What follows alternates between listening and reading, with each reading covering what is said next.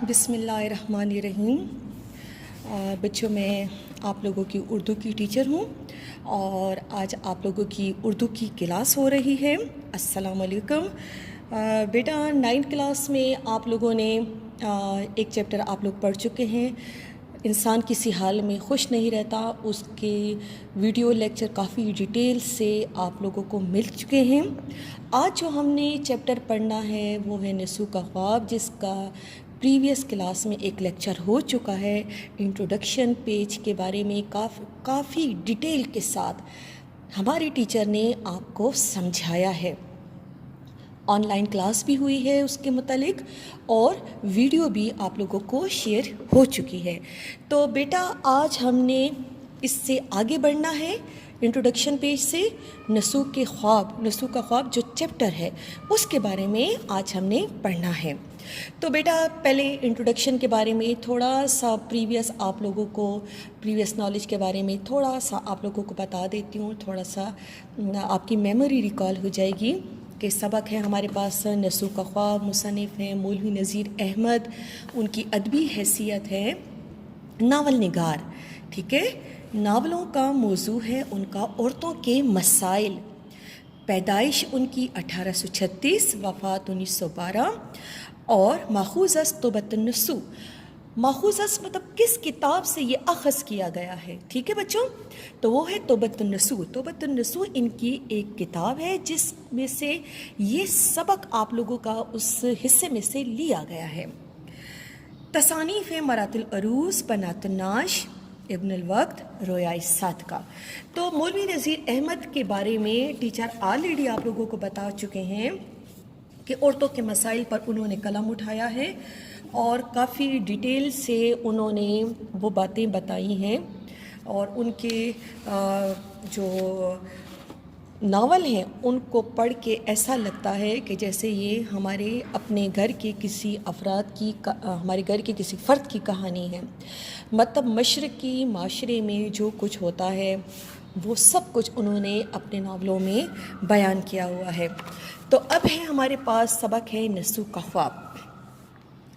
نسو کا خواب پڑھانے سے پہلے بچوں میں آپ لوگوں کو اس کے بارے میں یہ بتا دوں، ایک خلاصہ سمجھا دیتی ہوں۔ خلاصہ جب آپ کو بتاؤں گی تو آپ لوگوں کو خود بخود سبق کے بارے میں آسانی سے آپ لوگ سمجھ جائیں گے۔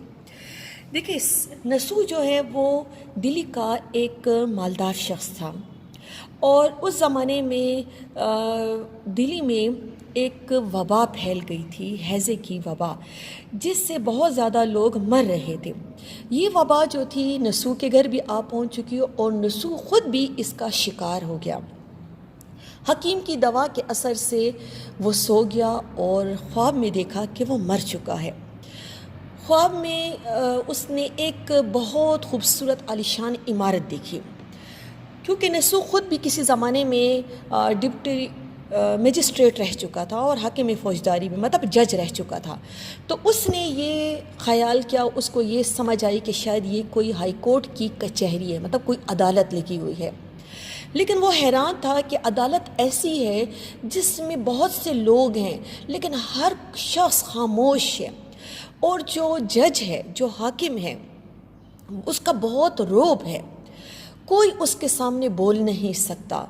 روزانہ جو بھی فیصلہ ہوتا ہے، جو مقررہ تاریخ پہ جو بھی جس مقدمے کا فیصلہ ہونا ہوتا ہے، وہ اسی تاریخ پر فیصلہ اس کا سنا دیا جاتا ہے۔ کوئی اس کے آگے مطلب کوئی تاریخ نہیں دی جاتی ہے اسے، اور فیصلہ ایسا ہوتا ہے کہ بالکل صاف، جس طرح کے اس مجرم کے گناہ ہوتے ہیں، جرائم ہوتے ہیں، اسی کے مطابق اس کو سزا سنا دی جاتی ہے۔ کسی کی سفارش یا پیسہ یا کوئی اس کا رعب دبدبہ، بڑی شخصیت کا رعب کچھ کام نہیں آتا۔ کوئی اس کے مقدمے کے خلاف اپیل تک نہیں کر سکتا۔ تو نسو بڑا حیران تھا۔ آگے چل کر وہ دیکھتا ہے کہ ایک حوالات ہے اور حوالاتیوں کے ہاتھ میں ایک کاغذ ہے، اور اس میں کچھ ایک فہرست بنی ہوئی ہے، مطلب اس میں ان کے جو بھی ان کے اعمال ہیں، جو انہوں نے جرائم کیے ہوئے ہیں، وہ درج ہے۔ انہی حوالاتیوں میں نسو کو اپنا والد نظر آیا۔ نسو بڑا حیران تھا، کیونکہ کچھ اجنبی چہرے تھے اور زیادہ تر جانے پہچانے لوگ تھے، لیکن یہ وہ لوگ تھے جو ابھی اس دنیا میں نہیں تھے، وفات ہو چکے تھے، اور نسو کا والد بھی انہی لوگوں میں تھا جو کہ ابھی وہ زندہ نہیں تھے، ان کے والد بھی وفات ہو چکے تھے۔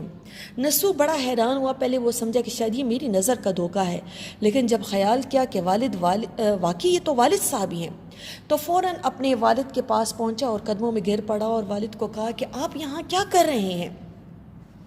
تو والد نے کہا کہ یہ میرے ہاتھ میں اعمال نامہ ہے جو میرے گناہوں سے بھرا ہوا ہے، اور اسی کی جواب طلبی کے لیے میں آیا ہوں۔ نسو نے یہ کاغذ تو باقی حوالاتیوں کے ہاتھ میں بھی دیکھا تھا، لیکن نسو کو یہ پتہ نہیں تھا کہ اس میں کیا درج ہے۔ والد نے اس کو بتایا کہ یہ جو مقام تم دیکھ رہے ہو اس کو دارالجزا کہتے ہیں، یہاں پر ہر کوئی اپنے اعمال کی جواب دہی کے لیے آیا ہوا ہے، جس طرح کے جس کے جرائم ہوتے ہیں اسی کے مطابق اس کو سزا یا جزا سنا دی جاتی ہے۔ تو نسو بڑا حیران تھا۔ نسو نے اپنے والد سے کہا کہ آپ تو بڑے متقی اور پرہیزگار تھے، تو کیا وہ چیزیں آپ کے مطلب نماز روزے کے بھی پابند تھے، تو کیا وہ چیزیں آپ کے کام نہیں آئی ہیں؟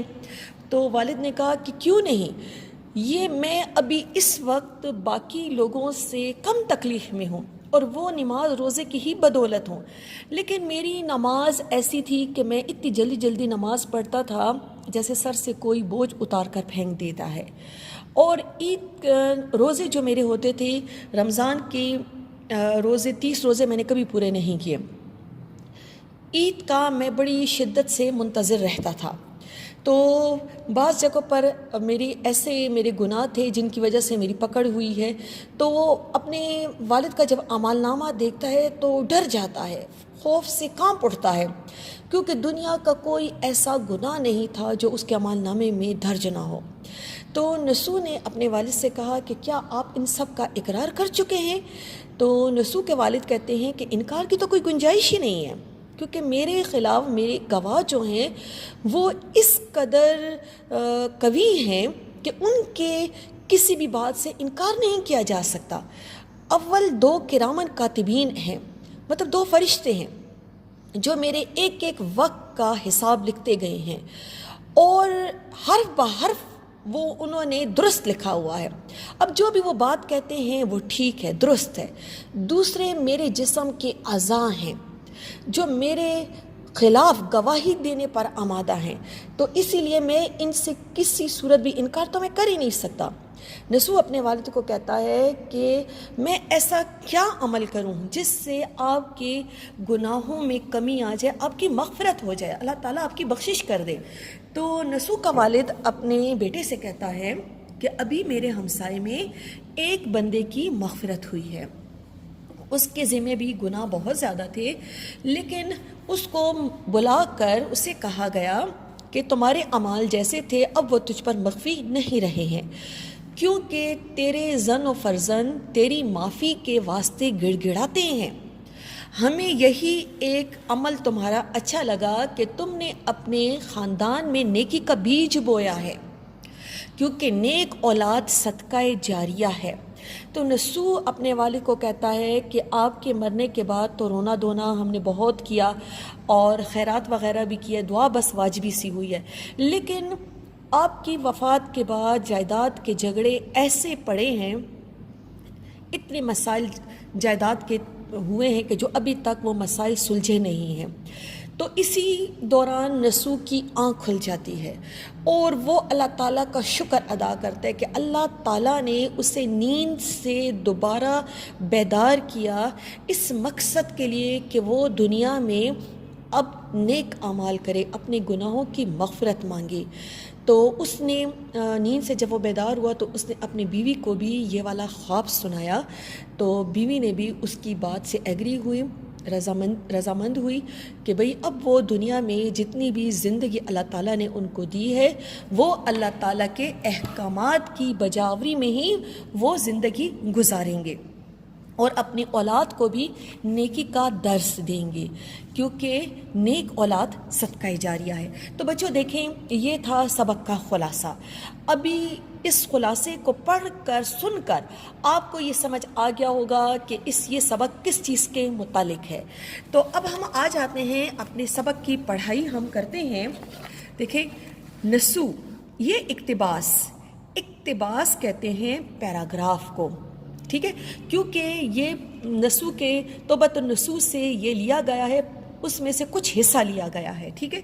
یہ اقتباس مولوی نذیر احمد کے ناول توبۃ النصوص کے پہلے باب سے لیا گیا ہے، پہلے حصے سے لیا گیا ہے۔ اس ناول میں یہ تعلیم دی گئی ہے کہ انسان صرف دنیا کا ہو کر نہ رہ جائے۔ اس ناول میں یہ تعلیم دی گئی ہے، یہ سبق دیا گیا ہے کہ انسان صرف دنیا کا ہو کر نہ رہ جائے، مطلب صرف دنیا داری کے کام نہ کرے، دنیا کاری ہو کر نہ رہ جائے۔ اللہ تعالیٰ نے اس دنیا میں انسان کو اگر پیدا کیا ہے تو ایک خاص مقصد کے لیے پیدا کیا ہے کہ وہ اللہ تعالیٰ کے احکامات کی بجاوری کرے، دنیا میں نیکی پھیلائے، نیک اعمال کرے، نماز روزے کی پابندی کرے، خشوع و خضوع سے نماز پڑھے اور دوسروں کو بھی اس کی تلقین کرے۔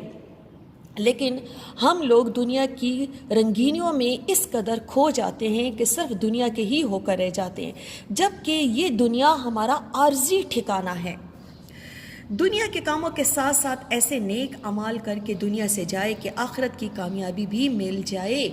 آخرت کی دیکھیں یہاں پر اب اسی 1-2-3 لائنوں میں ہی آپ کا مرکزی خیال پوشیدہ ہے کہ دنیا کے کاموں کے ساتھ ساتھ ایسے نیک اعمال کرے کہ آخرت کی بھی کامیابی مل جائے، کہ یہ اس دنیا میں بھی سرخرو ہو جائے اور آخرت میں بھی سرخرو ہو جائے، آخرت میں بھی اس کی پکڑ نہ ہو، اس کا شمار اللہ تعالیٰ کے برگزیدہ بندوں میں ہو، متقی اور پرہیزگار بندوں میں ہو۔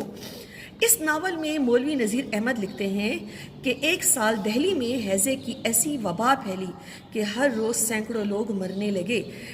ہیضے کی ایسی وبا پھیلی، دیکھیں ہیضہ جس میں کہ الٹی اور دست آتے ہیں، دل خراب ہوتا ہے، لوز موشن سٹارٹ ہو جاتے ہیں، تو یہ وبا ہے، ٹھیک ہے نا۔ وبا اسے کہتے ہیں جس کی مدت کم ہوتی ہے لیکن بڑے پیمانے پر وہ لوگوں کو اپنی لپیٹ میں لے لیتی ہے، تباہی زیادہ کر دیتی ہے۔ کچھ وبائیں زیادہ مدت کے لیے ہوتی ہیں لیکن کچھ کا دورانیہ کم ہوتا ہے۔ لیکن اب یہ دیکھیں جیسے کہ کرونا کی وبا اس وقت پھیلی ہوئی ہے، جس کا کوئی ویکسین اب آ گئی ہے، لیکن اگر 2020 میں دیکھیں تو اس کی ویکسین بھی نہیں تھی اور بہت سے لوگ لقمہ اجل بن گئے ہیں، مطلب موت کی نیند سو گئے ہیں۔ تو ایسی جو بیماریاں آتی ہیں جو ایک دم آ جاتی ہیں اور بڑے پیمانے پر پھر وہ تباہی لے کر آتی ہیں تو وہ وبا کہلاتی ہے۔ تو اس زمانے میں ہیضہ بھی وبا تھی، اس کا علاج اس طرح نہیں تھا جیسے کہ اب ممکن ہوا ہے۔ اب ہیضے کی بیماری کو بڑا لوگ لائٹ لیتے ہیں کیونکہ اس کا علاج ہے، ٹھیک ہے، اور لوگ جلدی کور ہو جاتے ہیں۔ تو وہ ایسی وبا تھی جس سے زیادہ تعداد میں لوگ مرنے لگے۔ بیماری ایسے آتی کہ 1-2 گھنٹوں میں انسان کا کام تمام کر دیتی۔ کام تمام کرنا بچوں یہ محاورہ ہے، ٹھیک ہے۔ محاورہ کسے کہتے ہیں؟ جو اپنے مجازی حقیقی معنوں کی بجائے مجازی معنوں میں استعمال ہوتا ہے۔ اب کام تمام کرنا، ختم کرنا، کام تمام کرنا، ہم کہتے ہیں نا میں نے کام تمام کر دیا، مطلب کام ختم کر دیا، لیکن مجازی معنوں میں ہم اس کا استعمال کریں تو وہ مار ڈالنا، ختم کر دینا، موت کی نیند سلا دینا، ٹھیک ہے نا، مر جانا، کہ وہ انسان کو موت کی نیند سلا دیتی تھی۔ لوگ بیماری کے خوف سے گھروں میں بند ہو کر رہ گئے، خوف سے، جیسے کہ دیکھیں ابھی لاک ڈاؤن ہوتا ہے، باہر ہم نکلتے ہیں ماسک لگا کر، دستانے پہن کر، اس چیز کے مطلب SOPs کو ہم فالو کرتے ہیں، اور لاک ڈاؤن جب لگ جاتا ہے تو بھئی گھروں سے بلا ضرورت لوگ گھروں سے باہر نہیں نکلتے۔ تو یہ بھی ایسی صورتحال تھی کہ لوگ ڈر کے مارے، خوف کے مارے گھروں میں بند ہو کر رہ گئے۔ شہر ویران ہو گیا کہ جب شہر میں لوگ باہر نہیں نکلیں گے تو ظاہری بات ہے کہ رونق ختم ہو جائے گی، جو آباد شہر ہیں وہ ویرانی کا منظر پیش کریں گے۔ نسو دہلی کا ایک مالدار شخص تھا، مطلب امیر شخص تھا۔ اس نے اپنے گھر کے لوگوں کو ہیضے سے بچانے کے لیے ہر ممکن تدبیر کی، ہر ممکن کوشش کی کہ اپنے گھر والوں کو وہ اس بیماری سے بچا سکے، لیکن بیماری ان کے گھر بھی آ پہنچی۔ ایک ہی ہفتے میں خالہ मामा और वालिद ऐसे बीमार हुए कि कोई दवाई कारगर साबित ना हुई, कोई दवाई मुफीद साबित ना हुई, किसी दवाई से आफाका नहीं होता था। एक रात नसू को भी हैज़ा हो गया, तबीयत ऐसी बिगड़ी कि मौत उसके सामने थी। जब हम बीमार होते हैं तो हम अल्लाह ताला के ज़्यादा करीब हो जाते हैं। अब अगर इस मौजूदा वक्त में किसी को कोरोना हो गया तो ज़ाहिर बात है कि लोग भी उससे डरते हैं, उसके करीब जाने से डरते हैं, और वो मरीज़ ख़ुद भी बहुत ज़्यादा डरता है क्योंकि मौत उसके सामने होती है। तो इसी तरह नसू का भी यही हाल था कि उसको लग रहा था कि इतने ज़्यादा लोग मर रहे हैं हैज़े की बीमारी से, मुझे भी ये बीमारी हो गई है। तो अपनी आंखों के सामने अपनी मौत को देख रहा था। अच्छे बुरे अमाल निगाहों के सामने आए। अच्छे बुरे अमाल, ज़ाहिर बात है हमने जितने नेक अमाल किए होते हैं, जितने बुरे अमाल किए होते हैं, हमें पता होता है कुछ ऐसी बातें होती हैं जो हमसे अनजाने में सरजद हो जाती हैं, अच्छी बुरी नेकी या बदी जिसका हमें अनजाने में होता है, जिसका हमें इल्म नहीं होता। लेकिन हमें जो हम नेकी कर रहे हैं या हम बुराई कर रहे हैं किसी के साथ, वो हमें अपने दिल में रोशन होता है, हमें पता होता है। तो अच्छे बुरे अमाल जो उसको मालूम थे वो उसकी आंखों के सामने आ रहे थे। हकीम की दवा के असर से वो गहरी नींद सो गया, क्योंकि हकीम की दवाई में थोड़ी सी नींद आ रही थी उसे, तो इसीलिए नशा था, वो उसकी दवाई के असर से सो गया और ख्वाब में देखा कि वो मर चुका है। हम ख्वाब में देखते हैं ना, अक्सर अपने प्यारों को देखते हैं, कभी ख़ुद को देखते हैं, कभी अपने रिश्तेदारों को देखते हैं कि भाई वो मर चुके हैं, हालांकि वो ज़िंदा होते हैं। तो ख्वाब पे ज़ाहिर बात है किसी का कंट्रोल नहीं है, ये सारे इलाही में से हैं, अल्लाह ताला इसकी हकीकत जानता है, तो अल्लाह ताला के राज़ों में से हैं। तो उससे ख्वाब में देखा कि भाई वो मर चुका है। आँख का बंद होना था कि नसू एक दूसरी दुनिया में था। आँख का बंद होना ये भी मुहावरा मजाजी मानों में इस्तेमाल होता है। हम आँख बंद करना मतलब जब हम आँख बंद कर देते हैं हम सो जाते हैं, और एक आँख बंद होना मजाजी मानों में क्या है, मर जाना। नसू दूसरी दुनिया में था। दूसरी दुनिया कौन सी है? आखिरत की दुनिया, मरने के बाद की दुनिया।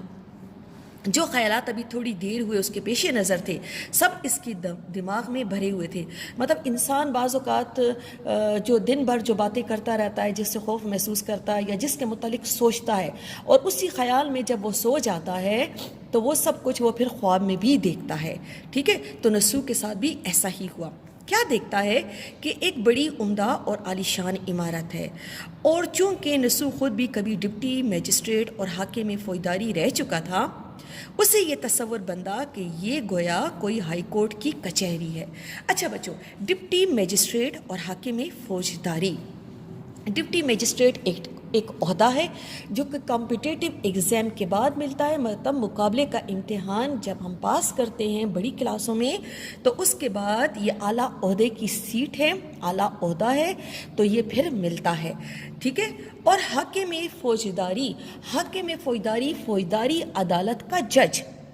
दो तरह की अदालतें हैं, एक है दीवानी अदालत और दूसरी फ़ौजदारी अदालत, और दूसरी है दीवानी अदालत। दीवानी अदालत में घरों के जो जायदाद वग़ैरह हैं उनके मुकदमात वहाँ पर ज़ेर बहस होते हैं, और जो फ़ौजदारी अदालत है इसमें क्रिमिनल केसेस जो होते हैं, जराइम से मुतालिक जो मुकदमे होते हैं वो ज़ेर बहस आते हैं। तो नसू जो था, क्योंकि वो ख़ुद भी किसी ज़माने में डिप्टी मजिस्ट्रेट और हाकिम फ़ौजदारी रह चुका था, मतलब जज फ़ौजदारी अदालत का रह चुका था, उसे ये तसव्वुर बंदा, उसे ये ख़याल आया, उसने ये सोचा कि ये गोया हाई कोर्ट की कोई कचहरी है। हाई कोर्ट अदालत उज़्मा जिससे कहते हैं, हाई कोर्ट जैसे सेशन कोर्ट है, फिर उससे बड़ी हाई कोर्ट है, उससे बड़ी सुप्रीम कोर्ट है। सुप्रीम कोर्ट को अदालत आलिया कहते हैं, और हाई कोर्ट को अदालत उज़्मा उर्दू में कहते हैं। तो जो हाई कोर्ट के फ़ैसले से मुतमईन नहीं होता तो उसको अपील का हक़ होता है कि वो सुप्रीम कोर्ट में अपील करे। ठीक है। तो उससे ये ख़याल, रसूल ने ये ख़याल किया कि शायद ये कोई हाई कोर्ट की कचहरी है। कचहरी मीन अदालत है, लेकिन हाकिम कचहरी जो अदालत का जो जज है کچھ اس طرح کا روب دار ہے، اس کی پرسنالٹی کا، اس کی شخصیت بڑی روب دار ہے، بڑی روب والی ہے، باوجود یہ کہ ہزاروں لاکھوں آدمیوں کا اجتماع ہے، ہجوم ہے، مطلب بہت بڑا مجمع ہے، بہت زیادہ تعداد میں وہاں پر لوگ جمع ہیں۔ کچہریوں میں دیکھیں نا، عدالتوں میں بہت زیادہ لوگوں کا مجمع وہاں پر ہوتا ہے، مگر ہر شخص سکوت کے عالم میں مکمل خاموش ہے، ایسا دم بخود بیٹھا ہے، مکمل خاموش بیٹھا ہے کہ گویا کسی کے منہ میں زبان نہیں۔ منہ لفظ ٹھیک کر لیں، یہ کتابت کی غلطی ہے یہاں پر، کسی کے منہ میں زبان نہیں، مطلب کوئی زبان ہی نہیں رکھ رہا، اسی لیے کیونکہ عدالتوں میں تو بڑا شور ہوتا ہے، باہر جو لوگ جمع ہوتے ہیں تو جو مجرم ہوتے ہیں ان کے ساتھ، کیونکہ لوگ آئے ہوتے ہیں، فیصلوں کے لیے آئے ہوتے ہیں، مقدمات کی پیروی ہوتی ہے تو بڑا شور ہوتا ہے، لیکن یہ ایسی عدالت تھی کہ مکمل خاموشی تھی۔ کیا مجال، کسی کی کیا ہمت کہ اپنے بارے میں ناجائز پیروی کرے، ناجائز مقدمہ اپنے حق میں کوئی کروا سکے، غلط طریقے سے کوئی اس کی پیروی کروا سکے، یا پیسے کا لالچ دے کر، روپے پیسے کا مطلب کوئی رشوت سفارش کے ذریعے اپنے حق میں فیصلہ کروا سکے، یا صحیح و سفارش بہم پہنچا کر کاربراری کرا سکے، اپنا کام نکلوا سکے۔ کسی کی کوئی سفارش، کوئی پیسہ، کوئی اونچا عہدہ، کوئی رشتہ داری کام نہیں آنے والی تھی، کیونکہ یہ ایسی عدالت تھی کہ جہاں پر ان باتوں کی کوئی گنجائش ہی نہیں تھی۔ جتنے مجرم ہیں، جس طرح کے جتنے بھی وہاں پر مجرم تھے، کیا خفیف، کیا سنگین، کیا جس نے بڑے جرائم کیے ہوئے تھے، بڑے مجرم، کسی نے چھوٹے جرم کیے ہوئے تھے، چھوٹے مجرم تھے، مطلب کسی کے گناہ بہت زیادہ تھے، کسی کے گناہ بہت کم تھے، کوئی اس کے رحم سے نا امید نہیں تھا، ٹھیک ہے نا، ہر کسی کو برابر انصاف مل رہا تھا۔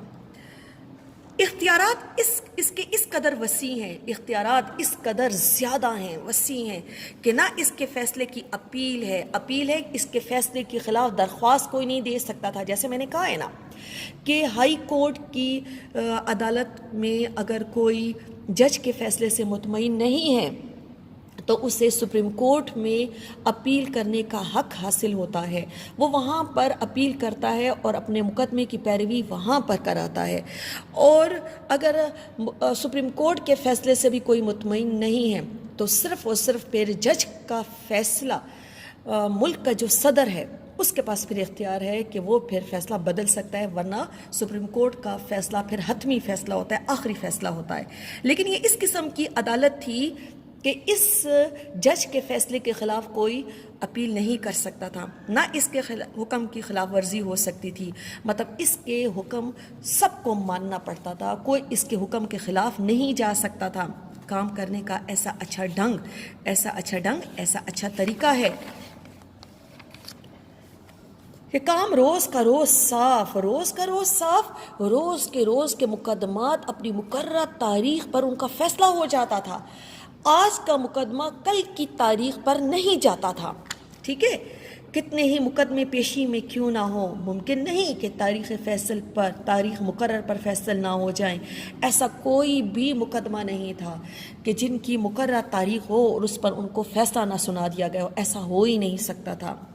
جو حکم ہے، دودھ کا دودھ، پانی کا پانی، جو حکم تھا وہ بالکل صاف تھا، کیونکہ جس طرح جس کا جرم ہوتا تھا اسی کے مطابق اس کو سزا سنائی دی جاتی تھی، اور جرم بھی ایسا کہ وہ مجرم وہ اس کے خلاف بول نہیں سکتا تھا، اس کو پتہ ہوتا تھا کہ بھئی یہ ناانصافی نہیں ہو رہی، یہ جرائم میں نے دنیا میں کیے ہوئے ہیں، کیونکہ یہ اللہ تعالیٰ کی کچہری تھی، یہ اللہ تعالیٰ کی عدالت تھی، یہاں پر جج اللہ تعالیٰ تھا۔ ٹھیک ہے بچوں، اب ہے آگے، پھر کیا دیکھتا ہے کہ ہر مجرم کو فردن قرارداد جرم کی ایک نقل دی گئی ہے، ہر ایک کو قرارداد جرم کی، جرائم کی ایک نقل دی گئی ہے، ایک کاغذ دیا گیا ہے، ایک فہرست دی گئی ہے کہ وہ اس کو پڑھ رہا ہے۔ اور جتنے الزام اس پر لگائے گئے ہیں سب کو سمجھتا ہے اور اپنی برات کی وجوہات کو سوچتا ہے اور اپنی توبہ کی وجوہات کے بارے میں سوچ رہا ہے. جو الزام اس پر لگائے گئے ہیں وہ تو واقعی وہ سچے ہیں، ان کو تو وہ سچ مان رہا ہے کہ اس کو پتہ ہے کہ بھئی یہ غلط تو ہے نہیں، یہ تو سب کچھ میں نے کیے ہوئے ہیں. کچہری کا خیال نسو کو حوالات کی طرف لے گیا تو دیکھا کہ ہر شخص ایک علیحدہ جگہ میں نظر بند ہے. بچوں آپ کے پاس اپنی کتاب اور پینسل ہونی چاہیے، ٹھیک ہے بچوں، کیونکہ آپ لوگوں کی آن لائن کلاس بھی ہوگی اسی چیپٹر کے متعلق. جہاں آن لائن کلاس آپ لوگ مس کرتے ہیں تو یہ ویڈیو آپ لوگوں کو وہاں پر ہیلپ دے گی. تو یہاں پر دیکھیں بچوں بڑی اہم باتیں ہیں، کیونکہ یہ آبجیکٹیو میں بھی پھر آپ لوگوں کے لیے آتی ہیں کہ ہر شخص ایک الگ جگہ پر نظر بند ہے. اب اس کو دیکھیں، الگ جگہ پر نظر بند ہے. قبر ہر ایک کی الگ الگ ہوتی ہے نا، ہر کوئی الگ الگ قبر میں بند ہوتا ہے. تو یہاں پر یہ چیز قبر کی طرف اشارہ کر رہی ہے. حوالات سے مراد یہاں پر قبر ہے. حوالات میں بھی دیکھیں ہر ایک مجرم اپنی الگ الگ حوالات میں بند ہوتا ہے. جب وہ جیل میں چلا جاتا ہے اور جب تک اس کو سزا نہیں سنا دی جاتی تب تک وہ الگ نہیں ہوتا، باقی قیدیوں کے ساتھ ہوتا ہے. جب اس کو سزا سنا دی جاتی ہے جیل میں تو تب وہ اس کے بعد پھر اپنی دوسری جگہ پر اس کو منتقل کر دیا جاتا ہے. تو یہاں پر جتنے بھی حوالاتی ہیں اس سے مراد ہے کہ ہر کوئی اپنی اپنی قبر میں بند ہے. ابھی ان کے مقدمات کا فیصلہ ان کو نہیں سنایا گیا. جیسا مجرم ہے اس کے مناسب حال اس کو حوالات میں سختی یا سہولت کے ساتھ رکھا گیا ہے. مطلب جس طرح کا مجرم تھا، جو بندہ جس طرح کا اگر نیک اور متقی اور پرہیزگار تھا تو اس کے ساتھ اس کی جیسے سہولت تھی کہ قبر میں اس کو ڈالا، اس کے لیے قبر وسیع سے وسیع ہوتی گئی، ٹھیک ہے نا، وہ سہولت اس کو مل گئی، وہاں پر اس کو عیش و آرام مل گیا کیونکہ وہ اللہ تعالیٰ کا برگزیدہ بندہ ہے. اور اگر وہ گنہگار ہے تو سختی کے ساتھ وہاں پر اس کو رکھا گیا ہے. حوالات کے برابر جیل خانہ ہے، جو بہت ہی برا ٹھکانہ ہے. انڈرلائن کریں، حوالات کے برابر جیل خانہ ہے مگر بہت ہی برا ٹھکانہ ہے.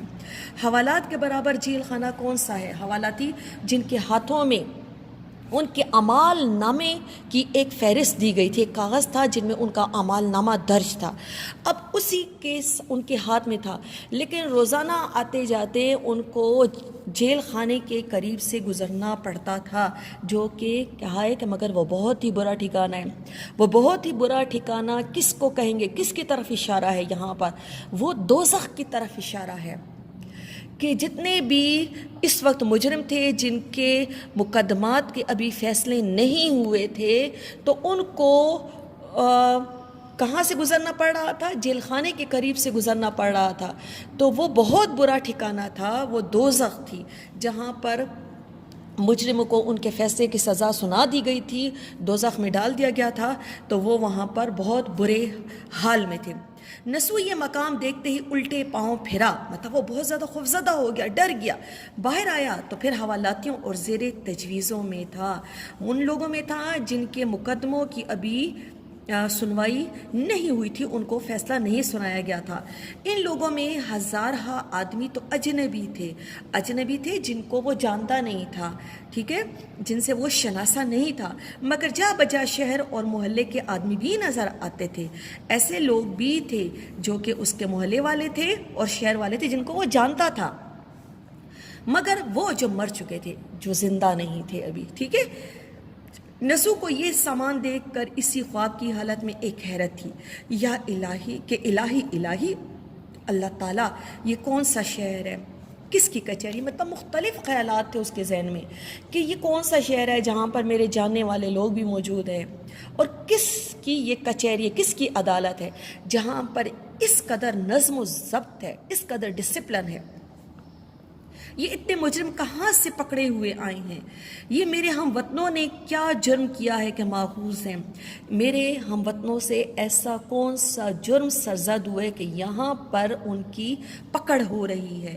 یہ کیسے مرے تھے کہ میں ان کو یہاں دیکھتا ہوں؟ اسی حیرت میں لوگوں کو دیکھتا بھالتا چلا جاتا ہے کہ دور سے اس کو اپنے والد بزرگوار انہی حوالاتیوں میں بیٹھے ہوئے نظر پڑے۔ پہلے تو سمجھا کہ نظر غلطی کرتی ہے، مگر غور کیا تو پہچانا کہ نہیں، واقعی میں وہی ہیں۔ دوڑ کر قدموں میں گر پڑا اور کہنے لگا، یا حضرت۔ حضرت کا لفظ ہم عزت کے لیے استعمال کرتے ہیں، حضرت، جناب، قبلہ، بزرگوار، یہ ہم عزت کے لیے استعمال کرتے ہیں۔ ہم سب آپ کی مفارقت میں تباہ ہیں، مفارقت میں ہم آپ کی جدائی میں تباہ ہیں۔ آپ یہاں کہاں کہ آپ یہاں پر کیا کر رہے ہیں؟ باپ، میں اپنے گناہوں کی جواب دہی میں ماخوذ ہوں۔ میں یہ مقام جو تم دیکھتے ہو دار الجزا ہے، انڈرلائن کرے بچوں، یہ مقام جو تم دیکھتے ہو یہ دار الجزا ہے۔ دار الجزا وہ مقام جہاں پر اپنے اعمال کے بارے میں ہر کسی کو سزا یا جزا سنا دی جاتی ہے، اس مقام کو دار الجزا کہتے ہیں۔ خداوند تعالیٰ حاکم ہے، اس جگہ پر اللہ تعالیٰ جج ہے۔ یا حضرت، بیٹا بولتا ہے۔ مکالمے کی صورت میں دیکھیں گفتگو جاری ہے، ٹھیک ہے نا، سوالن جواباً گفتگو جاری ہے، بیٹا سوال کرے گا، باپ جواب دے گا۔ یا حضرت، آپ بڑے متقی و پرہیزگار ہیں، خدا پرست اور نیکوکار تھے۔ خدا پرست اللہ تعالیٰ کی عبادت کرنے والے، نیکوکار نیک کام کرنے والے۔ آپ پر اور گناہوں کا الزام، بیٹا حیران ہے، یہ کیسا ہو سکتا ہے؟ آپ تو بڑے خدا ترس انسان تھے، نیکی کے کام کرنے والے، تو پھر آپ پر گناہوں کا الزام کیسے لگ سکتا ہے؟ باپ کیا بولتا ہے؟ گناہ ایک دو نہیں، سینکڑوں ہزاروں۔ دیکھو یہ میرا عمل نامہ کیسی رسوائی سے بھرا ہوا ہے، اور میں اس کو دیکھ کر سخت پریشان ہوں کہ کیا جواب دوں گا اور کون سی وجہ اپنی برت کی پیش کروں گا۔ کہتے ہیں دیکھو میرا عمل نامہ کیسی رسوائی سے بھرا ہوا ہے، کیسی بدنامی سے بھرا ہوا ہے، اور میں اس کو دیکھ کر سخت پریشان ہوں، اور کہ کیا جواب دوں گا اللہ تعالیٰ کے ہاں، کیا میں اپنا جواب دوں گا کہ میں نے یہ گناہ کیوں کیا، اور کون سی وجہ اپنی برت کی پیش کروں گا، اور کون سی وجہ، کون سا ریزن اپنی توبہ کی میں پیش کروں گا جس کی وجہ سے میری مغفرت ہو جائے۔ بچوں یہاں تک میں نے نشان لگا لیا ہے، آج کا لیکچر یہاں تک آپ لوگوں کا ہو گیا ہے۔ امید ہے کہ آپ لوگوں کو اچھے طریقے سے سمجھ آئی ہوگی، اور باقی آن لائن کلاس بھی آپ لوگوں کی ہوگی، آپ اس کو بھی بڑے غور سے آپ لوگ سنیے گا، ٹھیک ہے، تاکہ آپ لوگوں کو اچھے طریقے سے سمجھ آ جائے۔ دوسری کلاس میں پھر آپ سے ملیں گے، اس وقت تک کے لیے آپ لوگ اجازت دے دیں۔ اللہ حافظ۔